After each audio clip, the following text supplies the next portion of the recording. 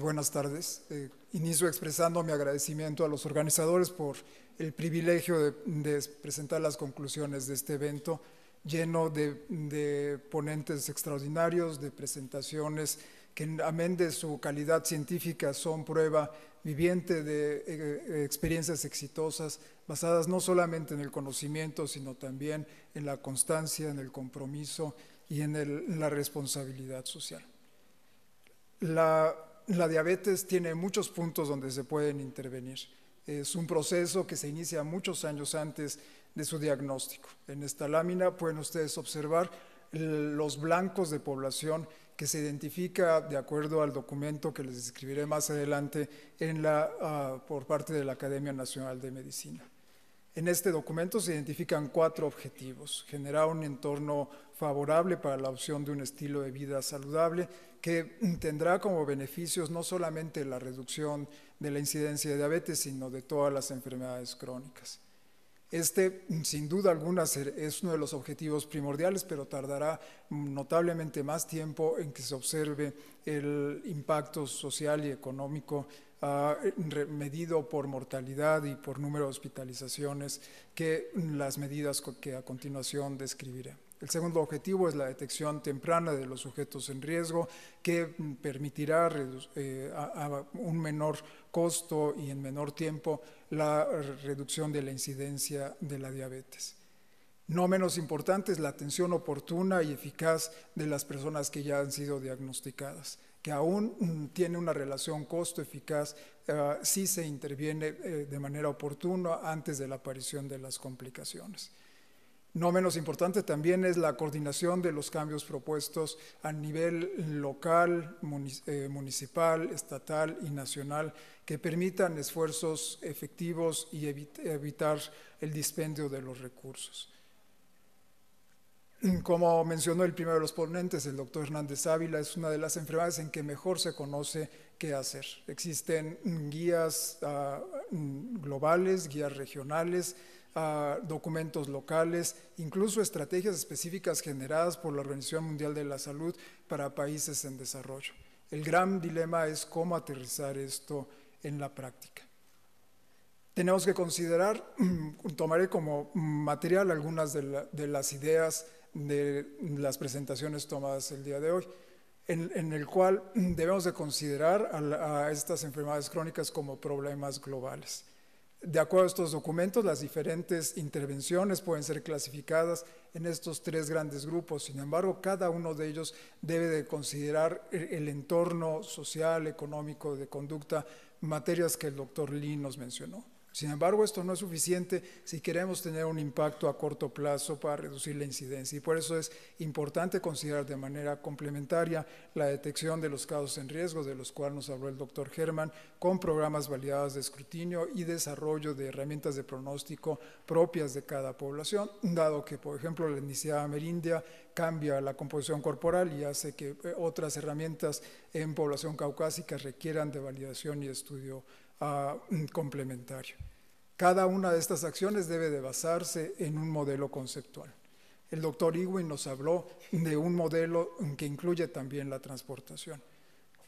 Sin importar cuál sea de las intervenciones que les mostré en la lámina anterior, deben de estar sostenidas en modelos conceptuales que midan desenlaces preestablecidos, que a final de cuentas será el boleto que nos permitirá llegar a los tomadores de decisiones para que las acciones puedan ser extrapoladas a toda la población. Iniciaré hablando como ejemplo el cambio del ambiente construido por el humano, y el doctor Ewing nos habló de las 5 Ds importantes: densidad, diversidad, distancia, diseño y accesibilidad del destino. Y esto es factible. De hecho, en Latinoamérica ha sucedido, como les muestro en Bogotá, que es una de las pocas ciudades en el mundo que cumple los requisitos que propone la Organización Mundial de la Salud de actividad física de la población, en que el 57.8% de los adultos caminan más de 30 minutos en promedio. Y ellos lo hicieron por cosas que se están haciendo en la Ciudad de México. Se construyeron ciclovías, existen ciclorrutas construidas de manera correcta, donde el usuario de la bicicleta no entre en contacto, ni existe posibilidad de que entre en contacto con los automovilistas. y el desarrollo de un sistema de transporte público adecuadamente diseñado en el cual la distancia entre el sitio más común de destino y la estación del tren está por lo menos a 1 kilómetro de distancia. Asimismo, se construyeron gimnasios públicos, todo basado en una ley contra la obesidad, y esto tomó cerca de 25 años en que tuviera sus primeros resultados. El doctor Mozafarian nos habló de los múltiples determinantes del consumo de los alimentos que les muestro en esta lámina. Él lo habló como factores a considerar. Yo se los propongo como áreas de oportunidad.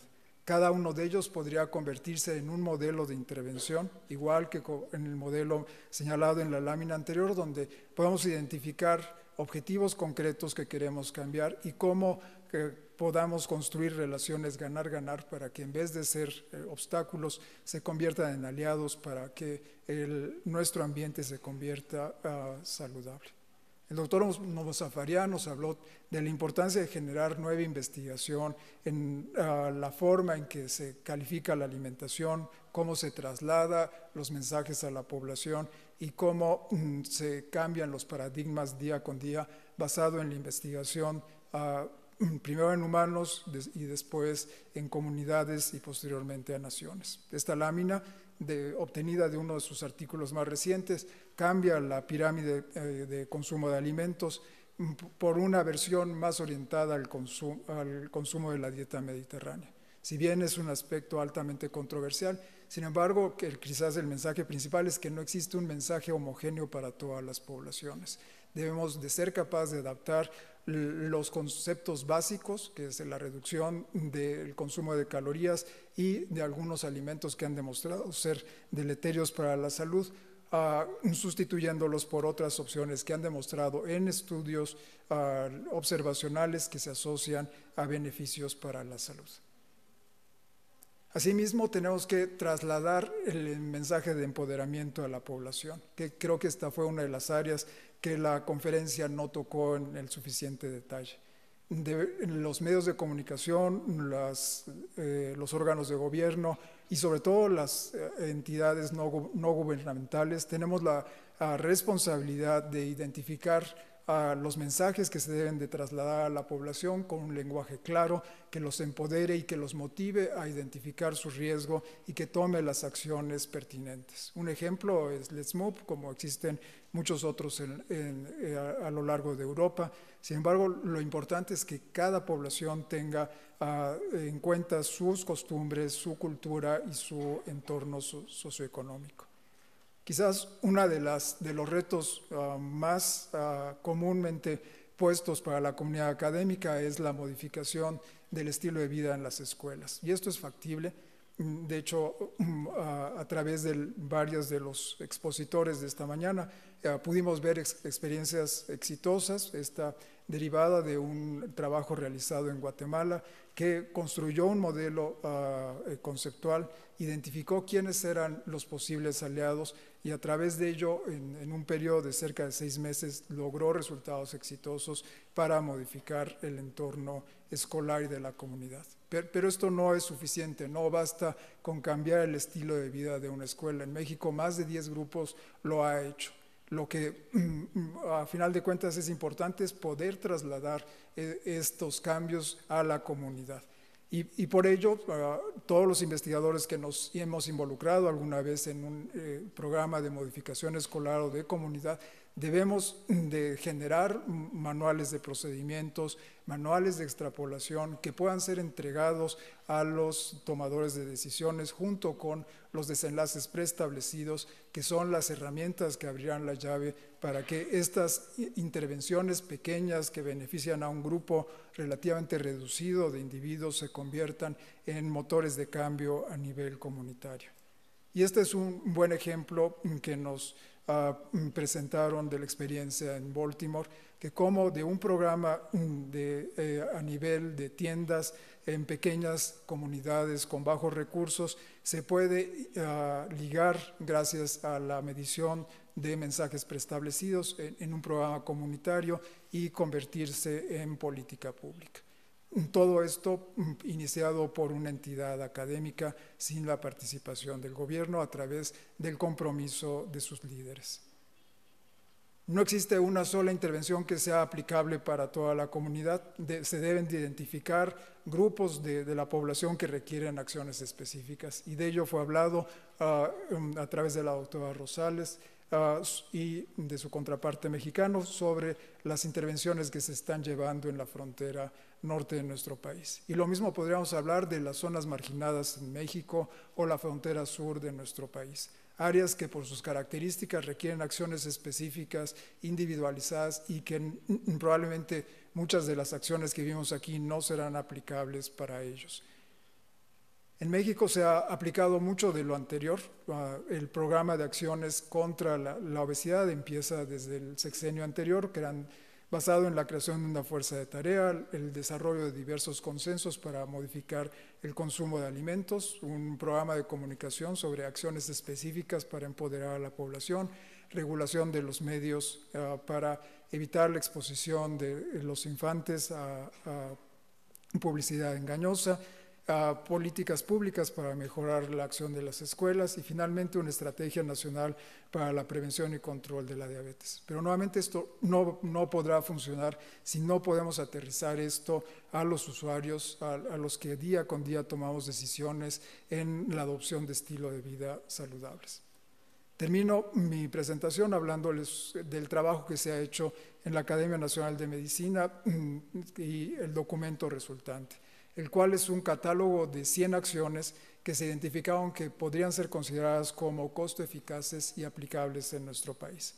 Es claro que no existe una acción que sea homogénea para todos los sujetos en riesgo o para la población general. Por eso decidimos identificar 100 posibles acciones que para cualquier tipo de usuario pudiera considerar para modificar su entorno, detectar sujetos en riesgo o mejorar la calidad de la atención de la diabetes. Trabajamos un grupo multidisciplinario compuesto cerca por 100 profesionistas de la salud, sociólogos, economistas, en generar este panel de recomendaciones. Después un grupo diferente de actores validaron las 100 acciones y priorizaron las 25 que ellos consideraron como las más importantes, que son lo que les muestro en esta transparencia. En ella se identifican los 4 objetivos con los que inicié mi presentación, y haré especialmente énfasis especial en el segundo de los objetivos, que es la detección de los sujetos en riesgo. Las 4 acciones que se consideraron como de mayor prioridad es la detección de los casos en riesgo en escuelas y unidades de primer contacto usando protocolos preestandarizados, de los cuales hablaré más adelante, el empoderamiento de los casos en riesgo con acciones homogéneas y la certificación de los centros que empoderan a estos individuos, y finalmente el escrutinio y manejo de la diabetes gestacional, identificando a las mujeres que han sufrido diabetes gestacional como uno de los grupos de mayor riesgo y que requiere la creación de un registro y seguimiento programado para reducir de manera efectiva la incidencia de la diabetes. En este rubro resalto que el documento se pone en contra de los programas abiertos de escrutinio. La medición sistemática en población abierta ha demostrado ser un dispendio. Debe de focalizarse a la detección oportunista, usando ya sea una estratificación de riesgo basado en datos clínicos o alguna herramienta como el FINRISC o CANRISC, o herramientas que requerimos de generar en nuestra propia población. Para aquellos casos identificados en riesgo, el siguiente paso es hacer la medición de una glucemia de ayuno. Si tiene menos de 100 miligramos por decilitro, empoderar al individuo para la adopción de un estilo de vida saludable en centros que estén certificados usando protocolos homogéneos. Para aquellos individuos que estén entre 100 y 125.9, todo lo anterior, más considerar tratamiento farmacológico, y aquellos arriba de 126, corroborar el diagnóstico de diabetes. Sin duda existen múltiples intervenciones que han demostrado ser capaces de prevenir la diabetes. Sin duda la modificación del estilo de vida es la que tiene la mejor relación costo-beneficio. Sin embargo, el trasladarlo a una población de no especialistas a la comunidad abierta es el reto mayor para que se convierta en una intervención costo eficaz. También se puede basar en medicamentos, sin embargo, implica costos mayores y posibles efectos colaterales. La prevención de la diabetes ha demostrado ser una intervención prioritaria. En esta lámina les muestro el costo que representa dejar seguir la evolución natural de la diabetes y cómo los pacientes recientemente diagnosticados no difieren mucho en su costo para el sistema de aquellos que están en riesgo, por lo que estos también deben ser considerados como una prioridad para reducir el costo social de la enfermedad. Diversos países como India y otros han tratado de replicar el estudio de PP con un sistema mucho menos complejo y con el uso de medicamentos genéricos y a través de empoderar a los pacientes, a los profesionales de la salud no especialistas y el uso de este tipo de opciones terapéuticas se logra reducir considerablemente el costo de la intervención y se convierte en una opción altamente costo eficaz. Sin embargo, esta área todavía es un área que requiere de mayor investigación. Muchas de las personas que les llamamos catalogadas como prediabetes no son equivalentes a las que fueron incluidos en los estudios de investigación, que se limitaban principalmente a intolerancia a la glucosa. En nuestro país y en muchos no existen programas integrados de escrutinio e intervención estructuradas de sujetos con alto riesgo, por lo que el documento se pone en contra de hacer programas de escrutinio generalizados. Solo aquellos sistemas de salud que tenga una intervención estructurada para reducir el riesgo de enfermedades crónicas son los que deberán de generar programas de escrutinio. Y finalmente se debe tomar en cuenta el riesgo de estigmatización de individuos en sus trabajos o en aseguradoras antes de embarcarse en este tipo de programas. Termino mi presentación proponiendo este esquema como conclusión a toda esta conferencia. Nuestros objetivos son tener tres extremos que interactúan en el centro con prestadores de servicio capacitados y organizados. En el extremo superior, grupos de trabajo, de académicos, tomadores de decisiones, que generan herramientas, portafolios y estrategias de empoderamiento que deben de ser trasladados al resto de la población.